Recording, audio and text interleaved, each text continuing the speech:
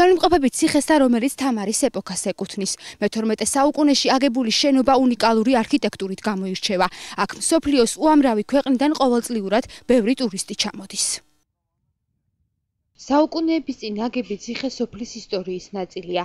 ეს იმის დასტურია, რომ ოდითგანვე ეს ადგილი დასახლებული იყო და აქ მცხოვრებლებს იმ დროისათვის ყველა პირობა ჰქონდათ შექმნილი ნორმალური ცხოვრებისათვის. დღეისათვის გუშჩის მოსახლეობა თანამედროვე ცხოვრებით ცხოვრობს. ბევრმა მათგანმა არც კი იცის თუ რაოდენ მნიშვნელოვანი კულტურული ძეგლია მათ სოფელში. 1935 სოფლის დაარსებისას მოსახლეობა ძალიან მცირერიცხოვანი იყო და მეურნეობაც არ იყო განვითარებული. ამის მიუხედავად, მიმდებარე ტერიტორიაზე ჩვენი სოფელი უძველესად ითვლება. სოფლის მოსახლეობის წინაპრები ახლოს მდებარე ციხის მკვიდრნი ყოფილან. როგორც პაპაჩემისგან ვიცი, რომელიც 135 წლის ასაკში გარდაიცვალა, ამ ციხეში მისი წინაპრები ცხოვრობდნენ. ციხე თავისებური ისტორიული ქალაქი ყოფილა, სადაც ხელოსნები ცხოვრობდნენ. აქვე არსებულა სასულიერო სკოლაც, მედრესე. ახლა სოფელი შედარებით განვითარდა. 90-ზე მეტი ოჯახი ცხოვრობთ. ძირითადად სოფლის მეურნეობას მივდევთ. ახლაც არის ოჯახები, რომლებიც მესაქონლეობით არიან დაკავებული. საქართველოს განათლებისა და მეცნიერების მინისტრის 2010 წლის 11 აგვისტოს ბრძანებულებით სკოლების ოპტიმიზაციასთან დაკავშირებით გუშჩის საბაზო სკოლა აღმამეტლოს საჯარო სკოლას შეუერთდა. თუმცა სკოლაში სწავლება 4 კლასამდე მაინც გრძელდება. ამის შემდეგ კი ბავშვებს სწავლის გაგრძელება აღმამეტლოს სკოლაში უწევთ. ამას კი მშობლები უარყოფითად აფასებენ და ამბობენ, რომ მათ შვილებს ყოველდღიურად 5 კილომეტრის გავლა უწევთ. Məktəbdə o qədər qədimdir. ადგილობრივი სკოლის ყველაზე წარმატებული პერიოდი გასული საუკუნის 70-იან 80-იან წლებს ემთხვევა. იმ დროს სკოლაში 120-ზე მეტი ბავშვი სწავლობდა. ამჟამად ჩვენი სკოლა ბავშვების ნაკლებობას განიცდის და ეს გახდა მიზეზი ჩვენი სკოლის სოფელ აღმამეტლოს სკოლასთან შეერთებისა. სასურველი იქნება ადგილობრივმა მთავრობამ და განათლების და მეცნიერების სამინისტროს რესურს ცენტრმა გაითვალისწინონ და დახმარება გაგვიწიონ სოფელში დაწყებითი სკოლის შენარჩუნების საქმეში. დაწყებითი კლასების ასაკის მოსწავლეთა რაოდენობა და სკოლის პირობები იძლევა საშუალებას, რომ ჩვენი პატარების განათლება უფრო უსაფრთხოდ წარიმართოს. Mən bu kənddə anadan olmuşam 30. სკოლა ოპტიმიზაციის სიაში მოხვდა და როგორც ჩვენთვის არის ცნობილი, უნდა გაუქმდეს.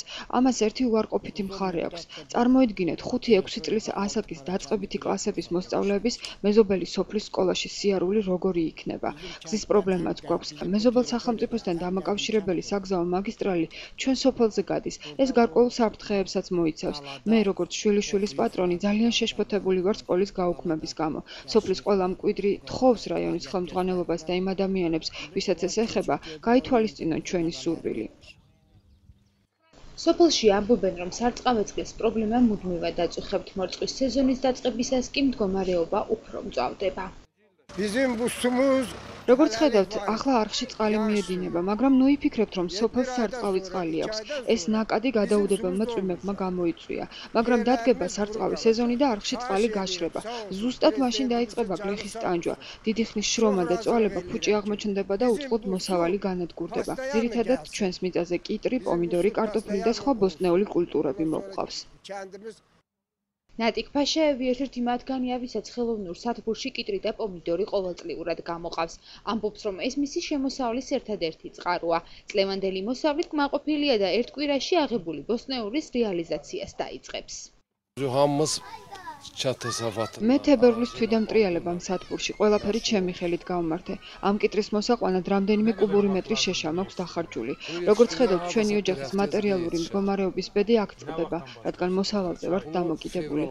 პირველ მოსავალს დაახლოებით ერთ კვირაში ველოდებით. ღმერთის წყალობით იმედი გვაქვს და გვჯერა, რომ ჩვენი წვალება და შრომა დაფასდება და მოსავალიც ნაყოფიერი გვექნება. სოფელ კუშჩი მოსახლეობის გადაწყვეტილებით მათთვის გამოყოფილი სოფლის პროექტის ფარგლებში 12,000 ლარის ასმეე წყლის რეაბილიტაციას მოხმარდა. თუმცა სოფელში მხოლოდ ერთი წერტილია, სადაც წყალი მუდმივად მოდის. სოფლის წყვნებულის თქმით 2011 წელს გამოყოფილი იგივე თანხით გაგრძელდება სასმელი წყლის სარეაბილიტაციო სამუშაოები და პრობლემა შიდა უბნებშიც მოგვარდება. Gördüğünüz bu qala öz tarixini çox qədimdən sayır. Onun tarixi Çarıça Tamaranın və 1000 ildən artıq olduğu söylənilir. Öz tikilişinə və quruluşuna görə bu qala çox zəngin arxeoloji təbiətə malikdir. Elə buna görə də buraya gələn qonaqların diqqətini bu qala cəlb edir. Quşçu kəndinin tarixi bir neçə əsr bundan əvvəl təməli qoyulan qala ilə əlaqədədir. Bu onunla izah olunur ki, burada yaşayan insanlar o dövrün tələbinə uyğun şərait yaratmağa nail olmuşlar. Quşçu kənd sakinləri bəziləri təsəvvür etmirlər ki, qonşuluqda olan bu qala nə qədər mədəni, tarixi əhəmiyyəti olan qədim bir abidədir. 1935-ci ildə anadan olmuşam. Quşçu kəndində, hansı ki o zaman Quşçu kəndi az ev idi. Ancaq ən qədim kənd olub Quşçu kəndi. Quşçu kəndindən qabaq bizim bu zonada kəndi olmuyor. Onu bana atam söyləyib, atama öz atası, babam söyləyib. Hansı ki o şəxs Qur'anı, mədrəsi həmən bax bu Quşçu qalasında oxuyub qutarıbdır kişi. O söylüyürdü, o da babamdan eşidib dədəm deyirdi, 7 arxa dolananını abala, hamısını sana mən deyirəm. 7 arxa dolananını ad babalarımı, keçmiş babalarımın hamısını bir adlarını bana deyib. Quşçu ən qədim kənddir. Kənddə 90-dan artıq ev var, təsərrüfat çoxdur. Təsərrüfat 160-a qədər var, ancaq 90 evdir. Ancaq müharibə vaxtı az idi, sonra kənd böyüdü. İndi bu saat deyirəm 90 ev var. Kəndin xalqı təsərrüfatından, özünün qapı bacasında əkənəcəylə, maldarlıqla belə bir təhər başlarını hərləyirlər. Otaracaq yerimiz çox az, özü də çox çətindir otaracaq yerimiz. Gürcüstan Təhsil və Elm Nazirinin 2010-cu il 11 avqust sərəncamına əsasən Gürcüstan ərazisində olan bir sıra məktəblər islahata uğramışdır. Bununla bağlı olaraq Quşçu kəndində fəaliyyət göstərən Baza məktəbi də Ağamədli məktəbi ilə birləşdirilmişdir. Hələlik Quşçuda 4-cü sinifə qədər tədris prosesi davam edir və bundan sonra şagirdlərin təhsilini davam etdirmək üçün Ağamədli məktəbinə getməli olacaqlar. Elə bu tələb valideynlərdə təşviş hissi oyadır. Onların övladları gündə 5 kilometr məsafəni qət etməli olacaqlar. Bu isə kənddən keçən iki dövləti birləşdirən avtomobil yolunun olması onların həyatları üçün təhlükəli olduğunu söyləyirlər. Məktəb də o qədər qədimdir. Təxminən Gürcüstan qəzetində siyaha vermişdilər. Orada 30-cu illərə təsadüf edir bizim məktəb tarixi. 30-cu illərdən bəri bu məktəbin alimi olub, yaxşı dahi adamlar olub. Siz bilirsiniz ki, birinci katib buradan çıxıbdır. Azərbaycan kimi böyük respublikada Mərkəzi Komitənin katibi olub. Sabit Abbasaliyev, Sumqayıt şəhərinin birinci katibi olub. Statistika İdarəsinin rəisi olub Azərbaycan üzrə. Kamil Mamedov Süleymanov olub, burada birinci katib olub 8 il. Deməli, 122 nəfər şagirdi olan vaxtı olub bu məktəbin. O da təxminən təsadüf edir 70-80-ci illər arasına. Ondan sonra biraz uşaqlar gödəldi, sonra biraz yenə düzəldi. Məsələ, mən məktəbi işləyən vaxtı 107 uşaq, 100 uşaq, 90 uşaq, bax belə. İndi çox güman ki, hər yerdə uşaqların azdır, sayı azdır. Elə də bizimki. Pis deyil, vəziyyət yaxşı idi, məktəbimiz optimizasiyaya düşdü, Ağməhmədli ilə birləşmişik. O da uşaqlar üçün çox çətinlik törədir.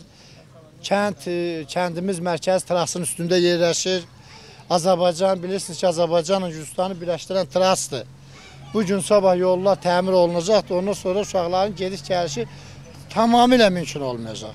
Mənim təklifim odur ki, heç olmasa yerli hakimiyyətimiz, yerli hökumətimiz, bizim rayon rəhbərliyi, bizim resurs sentrinin rəhbərliyi imkan daxilində çalışsınlar. Heç olmasa birinci pillə məktəb qalsın. Mən bu kənddə anadan olmuşam 33-cü ildə. Uzun müddət də bu teritoriyada 6 para kəndi direktor sağlığı işləmişəm. Bizim kənddə bizim bu teritoriyada ən qədim kənd budur. Məktəbin bağlanması heç qeyri-mümkündür. Buradan 2 kilometrə balaca uşaq gedə bilməz. Qeyri-mümkündür. Buradan o kəndə getmək mümkün deyil.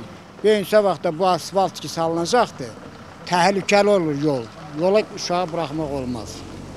Çətin olur. Bir də gördüm birini vuracaq, oraya tullayacaq, birini vuracaq, buraya tullayacaq. Gəlib gedən adam hamısı normal olmur. Biri içmiş olur, biri sərxoş olur. və s. Buradan orada piyada uşağın getməsi qeyri-mümkündür. Burada xahiş edirəm, bu məktəbi ləğv eləməsinlər. Heç olmasa 4 illiyiz burada qutarsa, 4 illiyi. Ondan sonra gedər. 4-cü sinif qutaran uşaq hər halda gedə bilər. Quşçu kənd əhalisi bildirirlər ki, suvarma suyu ilə bağlı olan problem müntəzəm olaraq onları narahat edir. Suvarma mövsümünün başlanması zamanı belə vəziyyət özünü daha qabarıq şəkildə göstərir. Bizim bu sumuz hələlik var, yağış suyudur. Bir aydan sonra, 2 aydan sonra bizim sumuz da olmayacaqdır. Yerlərimiz quru qalacaqdır. Xahiş edirəm, sağ olsun, prezidentimizin canı sağ olsun. Çox razılıq edirəm ki, bizim bu su pastayanla gəlsin. Bizim bu su pastayanla olsun. Ondan sonra kəndimiz yaxşı dolansın. Su olmayandan sonra biz nə ilə dolanasın? Əsasən ki, kətdə olur, pomidordur, nə bilim, xiyardır, bax belə şeylər. Qapı bacadır, ha. Bu su indi yağışın suyudur, gənə deyirəm, yağışın suyudur. Yağış stad olandan sonra daha bu su azalacaq, gəlməyəcək. Natiq Paşayev Quşçu kənd sakinlərindən biridir ki, hər il olduğu kimi indi də öz əli ilə quraşdırdığı istixanalarda xiyar və pomidor yetişdirir. Bu, onun ailəsinin əsas gəlir mənbələrindən birini təşkil edir. Bu ilki məhsuldan o razı olduğunu bildirir və qeyd edir ki, təxminən bir həftəyə məhsulun satışa çıxarılmağına hazırlaşır. Hamımız kənd təsərrüfatından, aranjirlə, pomidorla məşğul oluruq. Bunu yetişdirmək hardasa bir həftəyə zada yetişər. Nə vaxtdan başlayıbsan? Neçə ay? Bunu fevral ayından. Fevral ayından bunu səhbişik. Hər aranjirə də başlı bir maşına qədər odun yandırmışıq. Hələ çıxmayıb. İndi Allahın köməkliyi ilə bir həftəyə zada elə biləm çıxar.